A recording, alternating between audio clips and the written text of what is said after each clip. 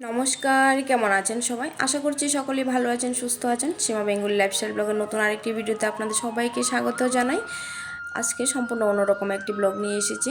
আজ আমাদের সকলের একটি মেন সমস্যা হতে চলেছে যে চুল পড়ে যাচ্ছে, তাই না? আমার পাশাপাশি আমার মেয়েদেরও এই প্রবলেম শুরু হয়ে গেছে। অনেক দিন ধরেই চুল পড়ার সমস্যা নিয়ে ভুগছি।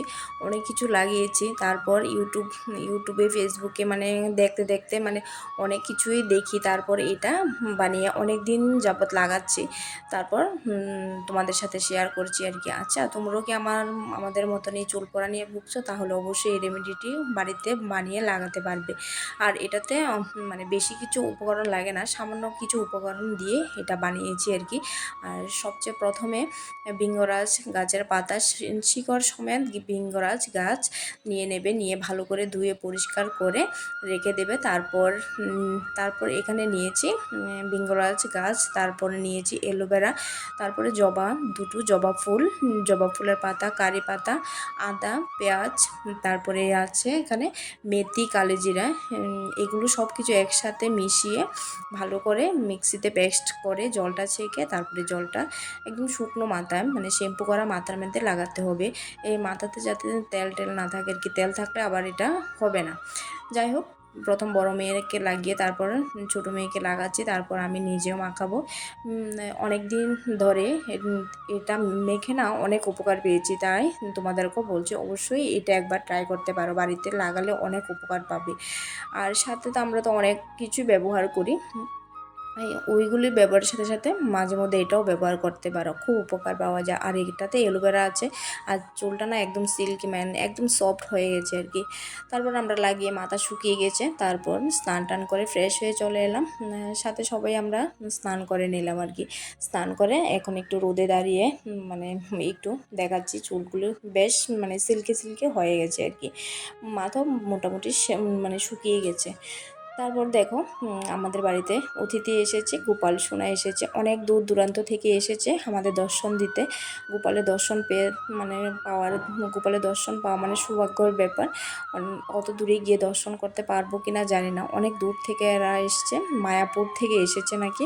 তারপরে এসেছে, বাড়িতে এসেছে, তারপর গোপালকে ঘরে নিয়ে এসেছে আর কি। এসে বলেছি যে বসার জন্য, গোপালকে নিয়ে ঘরে এসেছে। ওরা অনেক সময় বসেছে, কীর্তন করেছে, খুব ভালো লেগেছে। বেশি সময় ভিডিও করিনি, কারণ আমি বারণ করেছিলাম যে ভিডিও করতে হবে না। তারপর বড় মেয়ে একটু ভিডিও করেছে আর কি। দেখে খুব ভালো লাগলো, সকলে সপরিবার মিলে গোপাল সোনা দর্শন করলাম। সত্যি আজকে মন প্রাণ সব কিছু ভরে গেছে, খুব ভালো লেগেছে গোপাল সোনা দর্শন পেয়ে। তোমাদেরকেও একটু দর্শন করিয়ে দিলাম আর কি। আর গোপাল সোনা দর্শন পেয়ে সত্যি বলছি মনটা একদম ভরে গেছে। তারা অনেক সময় বসে কীর্তন করে তারপর ওরা চলে গেছে আর কি। তারপর আবার দেখা হচ্ছে সন্ধ্যার সময় অনেক দিন ধরে ছেলেমেয়েরা বলছে যে একটু ফুচকা খাবে। বাজার থেকে আনিয়ে রেখে দিয়েছি, কিন্তু করার আর টাইম হচ্ছে না, তাই ভাবছি আজকে একটু ফুচকা বানিয়ে নিই আর কি। তার জন্য ফুচকার জন্য তো মেন তো দরকার আলু মাখাটা। আলু ভর্তার জন্য কয়েকটা আলু কেটে সিদ্ধ দিয়ে দিলাম, সাথে দিয়ে দিয়েছি ছোলাটা ছিল ছোলাটা ছিল না, ছোলার ডালটা ছিল, ছোলার ডাল দিয়ে দিলাম। ছোলার ডাল দিয়ে একটু সিদ্ধ বসিয়ে দিয়েছি। সাথে আমি এটা আলুটা হতে হতে আমি পেঁয়াজগুলো কুচিয়ে নিচ্ছি। আর এখন বাজারে ফুচকা খেতে গেলে তো 10 টাকার ফুচকা 6টা কিংবা 5টা দেয় মনে, তাও সঠিক জানি না। অনেক দিন ধরে ফুচকা খাওয়া হয় না, ছেলেমেয়েরা প্রায় মাঝে মধ্যে খেয়ে থাকে। তারপর বেশি একটা আমার খাওয়া হয় না, ওরা মাঝে মধ্যে খেয়ে নেয়। তারপর আজকে বলছে যে বাড়িতে একটু ফুচকা বানাতে, তার জন্য বাড়িতে একটু বানাচ্ছি। আর দেখো, বাজার থেকে কিনে খাওয়া আর বাড়িতে বানিয়ে খাওয়া, এটা রাত দিন তফাৎ থেকে। বাজার থেকে গনে দেবে, আর বাড়িতে বানালে হিসাব ছাড়া খাওয়া আর কি। অনেকগুলোই ফুচকা বেজেছি, ফুচকা বাজতে ঝুড়িটা একদম ভর্তি হয়ে গেছে। তারপর আমরা খাওয়ার লোক মাত্র 4জন। বরমশা যেহেতু ফুচকা খায় না, তেঁতুলের জলটা ও খায় না, আর ফুচকাটা বেশি একটা খায় না, পাঁপড়টা বেশি একটা খায় না। আর আমরাই 4জন মিলিয়ে খেয়েছি আর কি। এদিকে আলুটা সিদ্ধ হয়েছে, বড় মেয়ে এদিকে বসে গেছে আলুটা ছিলে ভর্তাটা করে নেব, ভর্তাটা মাখাবে। আর এদিকে আমি ফুচকাগুলি বেজে নিচ্ছি। আর আমার ছেলে তো খুবই এক্সাইটেড, ও মাঝে মধ্যে পাঁপড় খেয়ে নিচ্ছে। আর ফুচকা পাঁপড়ের প্যাকেটে যে একটা মশলা থাকে না, ওটা নিয়ে আলাদাভাবে করেছে, জল বানিয়েছে আর কি। আমি বলছি যে ঘরেতে জল বানাচ্ছি তেঁতুল দিয়ে, বলছে যে না আমি ওটা প্যাকেটেরটা খাবো। যাই হোক, যার যার মতো করে বানিয়ে খাবে আর কি। আবার বলছে যে না আমি তেঁতুলের জল থেকেও টেস্ট করবো আর কি। যাই হোক, এদিকে আমি ফুচকাগুলি ভেজে নামিয়ে নিচ্ছি। দেখো অনেকগুলো ফুচকা, মানে ভাজতে ভাজতে অনেকগুলো ফুচকে ভেজে নিয়েছি। তারপরে যেন ফুচকা ভাজা শেষ না, ছেলে বলছে আরও ভাজা আরও ভাজা। যাই হোক, ওর কথা শুনলে তো আর হবে না। পুরো এক গামলায় ফুচকা বানানো হয়ে গেছে।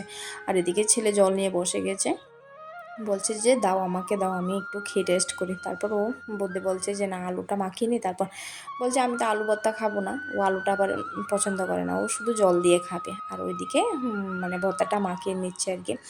বলছে যে আমি ভর্তাটা মেখে নিই, বড়জন ভর্তাটা মেখে নিচ্ছে। আর ঘরে লেবু ছিল, তারপর লেবুও দিয়েছে। আর জলটা না অনেকটা টক হয়ে গেছে, আর খেতেও বেশ দারুণ লেগেছে।